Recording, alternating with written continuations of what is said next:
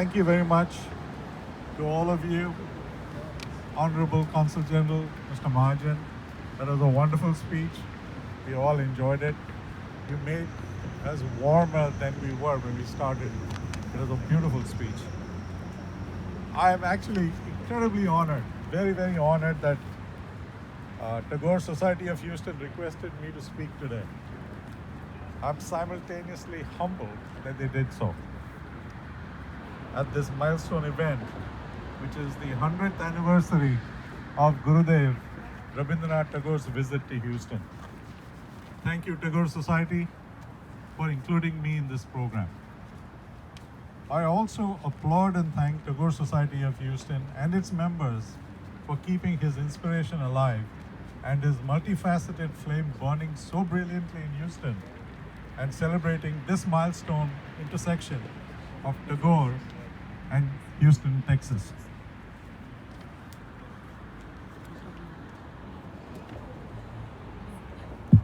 Excuse me.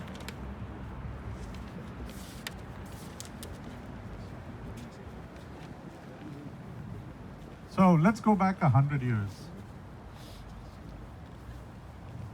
Gurudev Rabindranath Tagore began his journey to the United States actually sometime in May of 1920. He traveled from Bombay by ship to Plymouth, England. The Aga Khan was on the ship, and he and the Aga Khan had discussions about Hafiz and Sufism. And then from Plymouth in England, Gurudev Tagore traveled not only in England, giving lectures over there, but also in France, the Netherlands, Belgium, before boarding another ship in October to New York. He arrived in New York on October 28, 1920.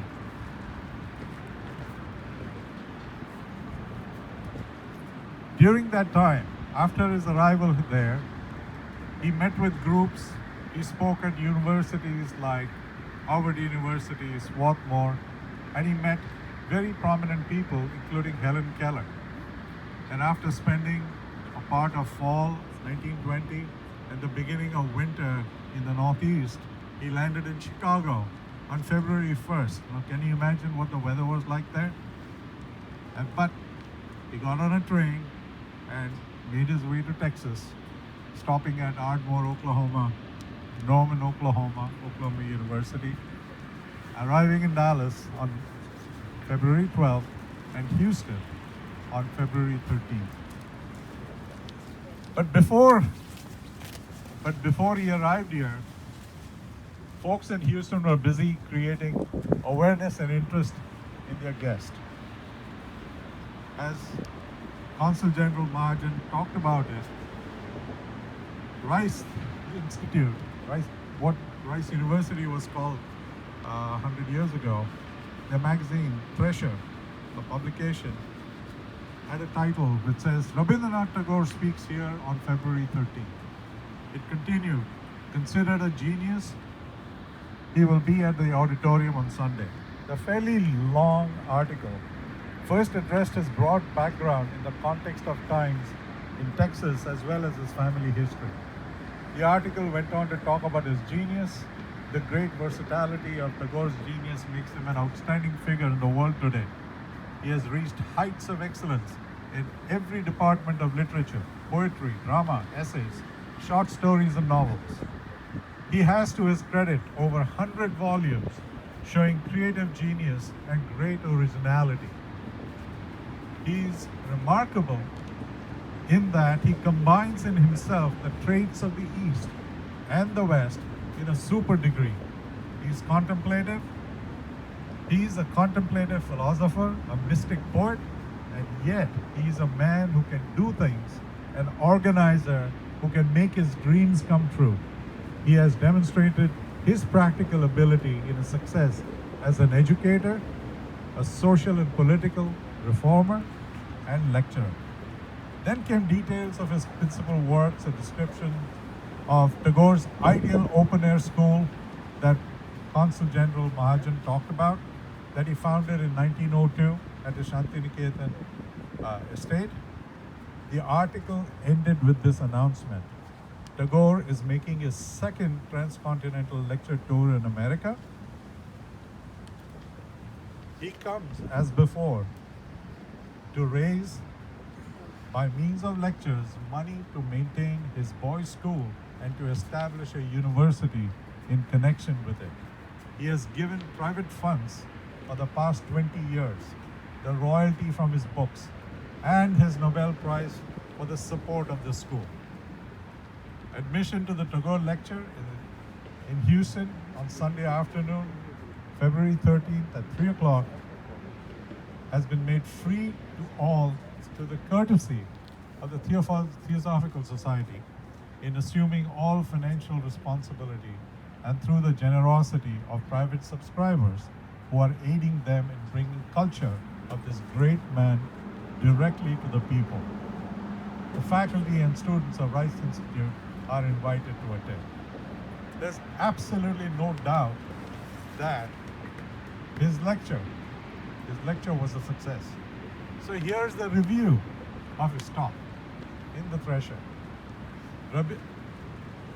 Rabindranath Tagore, they called him a Bengalese poet, philosopher and humanitarian, winner of the Nobel Prize in 1912, universally regarded as the greatest exponent of the Indian race, addressed an audience on Sunday afternoon which solidly packed the auditorium.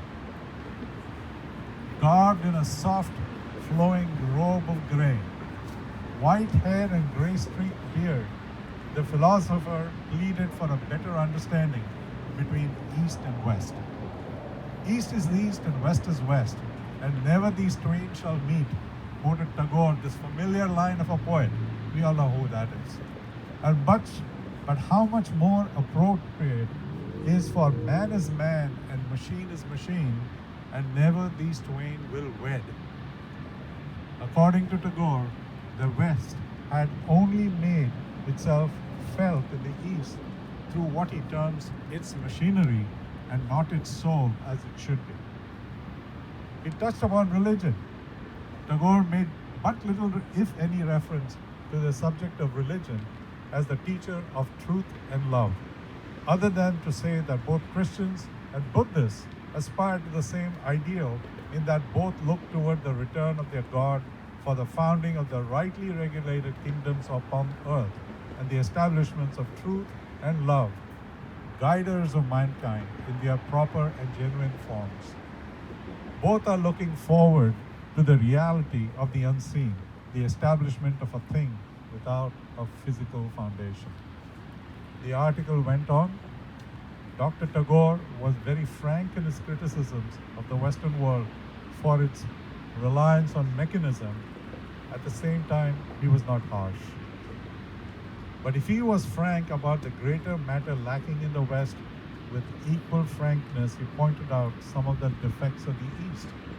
Here and there, throughout the lecture, Tagore interpolated lines in his native Hindu tongue and recited one original poem, unpublished, describing the victory of love in Hindu, later in English, and child poems selected from his volume, The Crescent Moon.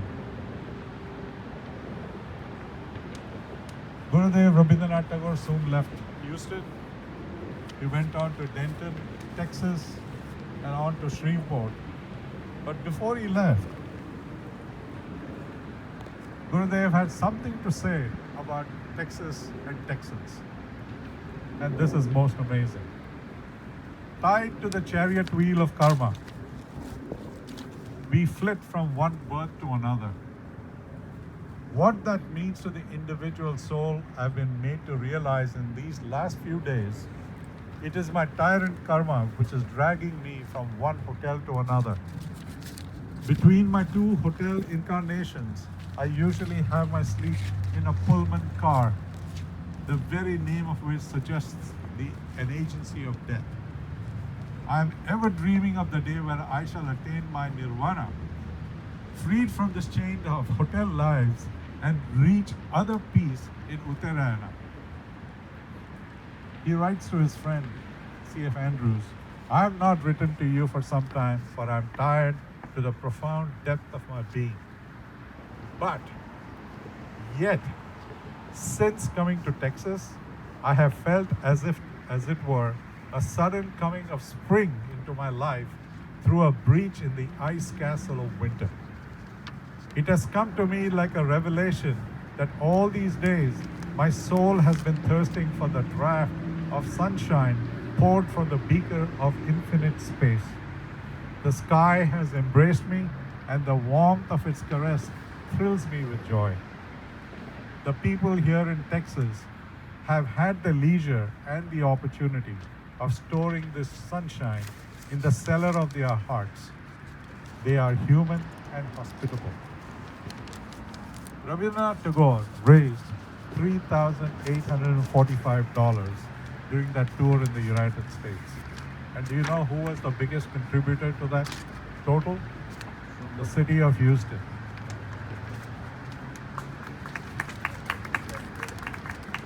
On that tour, Houston contributed $500, which is 15% of the money raised for Vishwabharati University of Shantiniketan, a contribution that we should all remember and be thankful for. Like Rabindranath Tagore, we too have been welcomed in Texas.